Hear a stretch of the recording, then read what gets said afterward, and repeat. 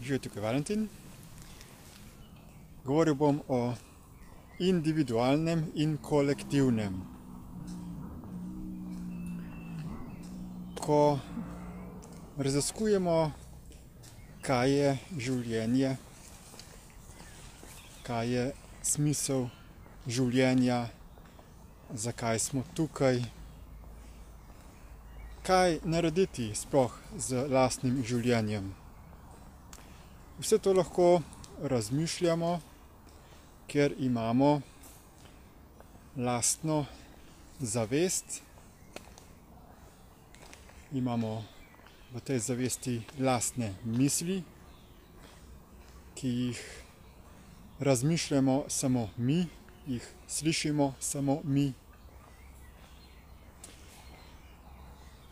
Potem pa nekateri skozi meditacijo skušajo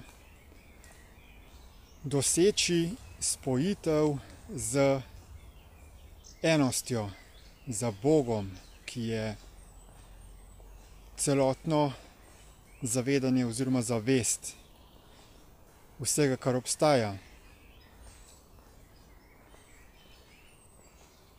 Individualizirana oblika zavesti in zavedanja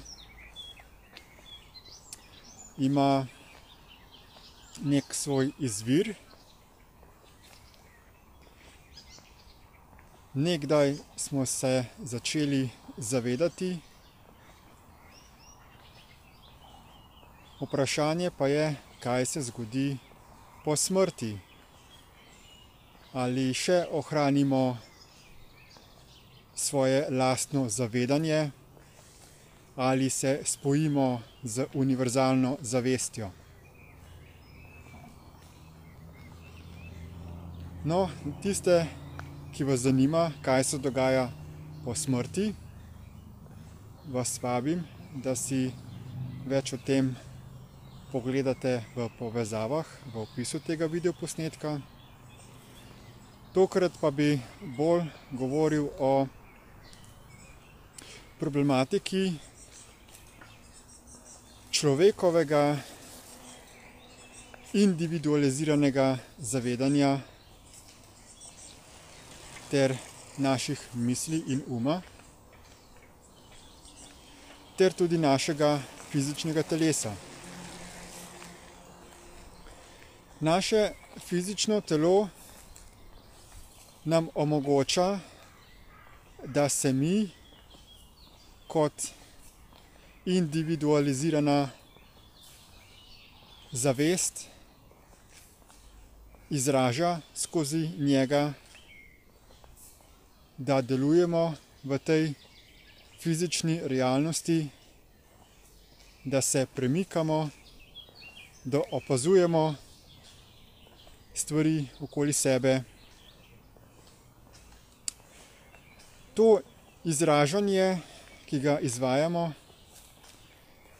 pa je lahko v skladu z zavedanjem, da smo vsi del enega, ali pa se tega ne zavedamo.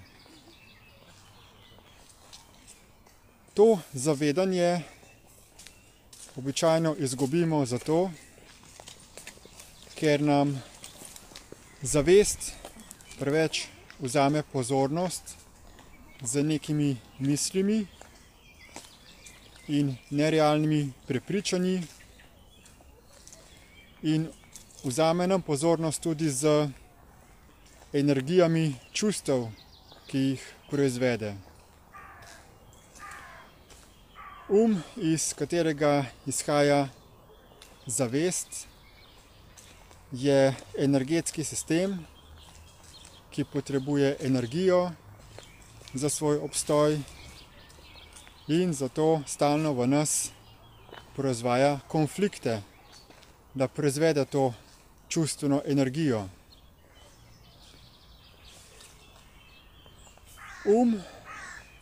Oziroma umsko-zavestni sistem je v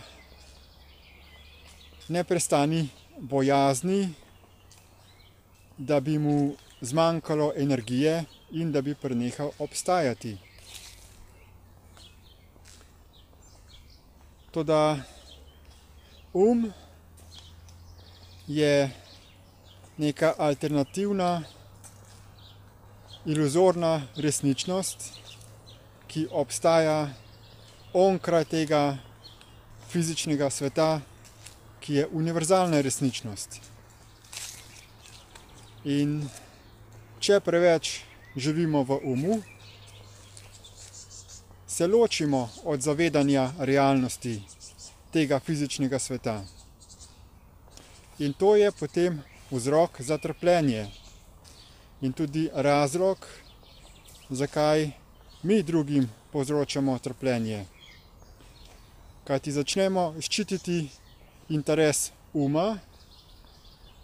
občutke, prepričanja in misli, namesto da bi delovali v korist vseh živih bitij in da se obnašamo na tem svetu odgovorno.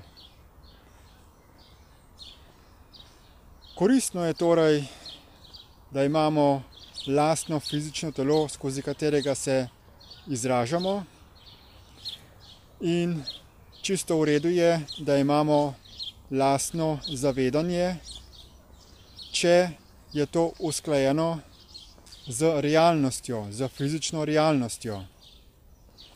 Če pa delujemo skozi zavest, kjer se ločimo od zavedanja univerzalne realnosti in zapademo v verovanje, da so umske laži tiste, ki so resnične, potem pa ustvarjamo notranji konflikt.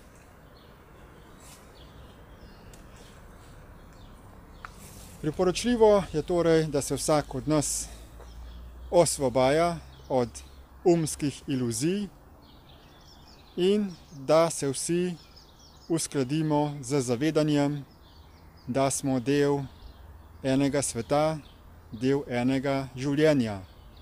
In da kljub temu, da smo na videz ločeni v svojem ločenem fizičnem telesu, smo pa še vedno del celote.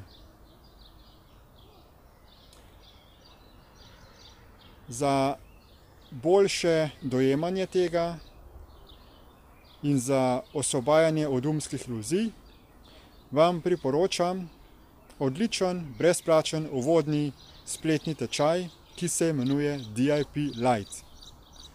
Povezavo do njega pa najdete v opisu tega videoposnetka. Hvala za posluh in nasvidenje.